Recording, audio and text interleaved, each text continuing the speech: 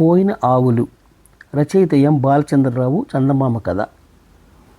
ఒక పర్వత ప్రాంతంలో రామన్న అనే దిక్కులేని కుర్రవాడు ఒకడు ఉండేవాడు. వాడు పని కోసం వెతుక్కుంటూ ఒక గ్రామం నుంచి ఇంకో గ్రామానికి పోతూ కొండలు ఎక్కుతూ దిగుతూ చివరికి ఒక ఆసామి వద్దకు వచ్చి పని అడిగాడు. నిన్ను పనిలో పెట్టుకుంటాను. మాకు 10 ఆవులున్నాయి. వాటిని రోజు అడవికి తీసుకుపోయి మేపి తిరిగి ఇంటికి చేర్చాలి. నీకు 1 ఏడాది గడివిస్తాను. ఈలోగా నా ఆవుల మంద రెట్టింపైందా పెళ్లి చేసి నిన్ను బతికున్నన్నాళ్ళు పోషిస్తాను. అలా కాక మరో విధంగా జరిగిందో ఏం చేస్తానో ఇప్పుడు చెప్పను అన్నాడు ఆసామి. ఆసామి చెప్పిన నిబంధనలు ఒప్పుకొని రామన్న ఆయన వద్ద పని కుదిరాడు. వాడు రోజు ఆవులను అడవికి తోలుకుపోయి మేపి ఇంటికి తెస్తూ వచ్చాడు. ఒకరోజు అడవిలో రామన్న పశువులను మేపే చోటికి ఎవరో కుర్రాడు వచ్చి రామన్నతో పాటు చెట్టు కింద కూర్చొని సరదాగా ఏవేవో కబుర్లు చెప్పాడు. పొద్దువాలి రామన్న ఆవుల ఇంటికి తోలిపోయే వేళ అయినప్పుడు రెండో కుర్రాడు రామన్నతో నీకు ఒక తమాషా చూపిస్తాను చూడు అంటూ కొన్ని చిన్న చిన్న రాళ్లను ఒక చిన్న గుట్టగా పేర్చి దాన్ని మంత్రించినట్టుగా నటించాడు. ఎందుకు అలా చేస్తున్నావు అని రామన్న వాడిని అడిగాడు. ఈ రాళ్ల కుప్ప మంత్రం వేశాను చూడు. రేపొద్దున మనం ఇక్కడికి వచ్చేసరికి ఈ కుప్ప జీడి మిఠాయిగా మారి ఉంటుంది చూసుకో అన్నాడు రెండో కుర్రాడు. రామన్న వాడి మాటలు నమ్మలేదు. కానీ వాడు మర్నాడు వచ్చేసరికి నిజంగానే అక్కడ జీడి మిఠాయి కుప్ప ఉన్నది. రామన్న వచ్చే సమయానికే ఇంకో పక్క నుంచి ఆ కుర్రాడు నా మంత్రం పారిందా అంటూ వచ్చాడు. దగ్గరికి వచ్చి మిఠాయి చూసి నేను చెప్పలేదా, ఉండు దీన్ని మనిద్దరం తిందాం అంటూ మిఠాయిని జాగ్రత్తగా 2 భాగాలు చేసి ఒకటి రామన్నకి ఇచ్చాడు. రెండోది తను తీసుకున్నాడు. ఇద్దరు ఎవరి భాగాలు వాళ్ళు తిన్నారు. తన వంతు మిఠాయి శాంతం తినే లోపలనే రామన్నకు మత్తులాగా నిద్ర ముంచుకొచ్చింది. ఆ రెండో కుర్రాడు దొంగల తాలూకు మనిషి. వాడు రామన్నకి ఇచ్చిన మిఠాయి భాగంలో మత్తు మందున్నది. అందుకే రామన్నకు ఒళ్ళు తెలియని నిద్ర వచ్చింది. రామన్నకు స్పృహ తెలియకుండా పోయిన కొద్దిసేపటికి చెట్ల చాటు నుంచి 4 దొంగలు వచ్చారు. రామన్నను కదిలించి చూశారు. వాడు మంచి మత్తులో ఉన్నాడు. దొంగలు 10 ఆవులను మెళ్లల్లోనూ ఉండే మువ్వల పట్టెడలు విప్పి కుర్రాడికి ఇచ్చారు. వాడు వాటిని కిందుగా ఉండే చెట్టు కొమ్మలకు వేళ్లాడగట్టాడు. తర్వాత ఆవులను తోలుకుంటూ దొంగలు వాళ్ళ కుర్రాడు వెళ్ళిపోయారు. తర్వాత చాలాసేపటికి రామన్నకు కొద్దిగా స్పృహ వచ్చింది. కానీ కళ్ళు తెరవలేకపోయాడు. గాలికి కొమ్మలు ఊగుతుంటే మువ్వలు చప్పుడు వేస్తున్నాయి. ఆవులు మేత మేస్తున్నాయి కదా అనుకుని వాడు మళ్ళీ నిద్రమత్తులో పడిపోయాడు. వాడికి పూర్తిగా స్పృహ వచ్చేసరికి పొద్దు పూర్తిగా వాలిపోయింది. వాడు లేచి కూర్చుని కళ్ళు తెరిచి చూస్తే కనుచూపు మేరలో ఎక్కడా కూడా ఒక ఆవు కూడా లేదు. మువ్వల చప్పుడు చెట్ల కొమ్మల నుంచి వస్తున్నది. రామన్న మువ్వల పట్టెలను 10 తీసుకుని ఇంటికి వెళ్ళి తన యజమానితో ఆవులను ఎవరో ఎత్తుకుపోయారు అని బిక్కమొహం వేసుకొని చెప్పాడు. యజమాని రామన్నను ఏమీ అనలేదు. శాంత అని తన కూతుర్ని పిలిచి ఈ పట్టెడలను కూడా మిగిలిన 90 పట్టెడలతో చేర్చిపెట్టు అన్నాడు. ఆయన తన మీద ఆగ్రహించనందుకు రామన్న చాలా సంతోషించాడు. మర్నాడు ఉదయం యజమాని రామన్నను పిలిచి వాడికి ఒక సంచి ఇచ్చి నువ్వు అడవికి వెళ్ళి ఈ గోతం నిండా తుమ్మముళ్ళ కంప తీసుకో, 1 కట్ట చింతబరికలు తీసుకో, 2 పట్టుకొని త్వరగా రా అన్నాడు. రామన్న అడవికి వెళ్ళి గోత నిండా తుమ్మముళ్ళ కంప వేసుకొని చంకలో చింతబరికల కట్ట పెట్టుకుని ఇంటి దారి పట్టాడు.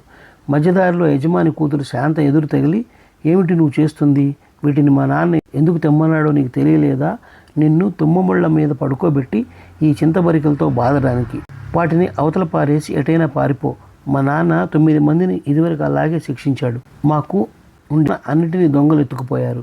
మేము మా ఆవులన్నిటినీ భాగ్యలక్ష్మి అని పిలిచేవాళ్ళం. ఆ పేరుతో పిలిస్తే అవి పలికేవి. నీకు మా నాన్నను మంచి చేసుకోవాలని ఉంటే మా 100 ఆవులను సంపాదించి మరీ మా నాన్న ఎదుటపడు, లేదా మళ్ళీ ఈ ఛాయలకు రాకు అన్నది. రామన్న తెలివిగలవాడు. వాడు పశువులను కాచే పనే నిశ్చయించాడు. కానీ కనీసం 100 ఆవులన్నా లేని వాళ్ళ దగ్గర పని చేయదలచలేదు. విచారిస్తూ వెళ్ళగా ఒక దూర గ్రామంలో ఇంకో గోస్వామి దగ్గర 200 ఆవుల దాకా ఉన్నట్టు తెలిసింది. రామన్న ఆ గోస్వామి వద్దకు వెళ్ళి తనకు మందను కాచే పని ఇవ్వమని అడిగాడు. సరిగా సమయానికి వచ్చావు. నాకు ఆవులను కాచేవాడు ఒకడు కావాలి. నా నియమాలు నీకు నచ్చినట్టయితే పనిలో చేరు, లేదా నీ దారి నువ్వు వెళ్ళు. నేను నిన్ను 3 నెలల పాటే పనిలో ఉంచుకుంటాను. నీకు వేరే జీతం ఏమీ ఇవ్వను. 3 నెలలు అయ్యాక నువ్వు పిలిస్తే వచ్చే ఆవులను నీకు ఇచ్చేస్తాను. వాటిని నువ్వు తోలుకుపోవచ్చు. అవే నీ జీతం డబ్బులు అన్నాడు గోస్వామి. ఈ గోస్వామి దొంగబేరం చేసేవాడు. దొంగలు తెచ్చిన ఆవులను చౌకగా కొంటూ ఉంటాడు.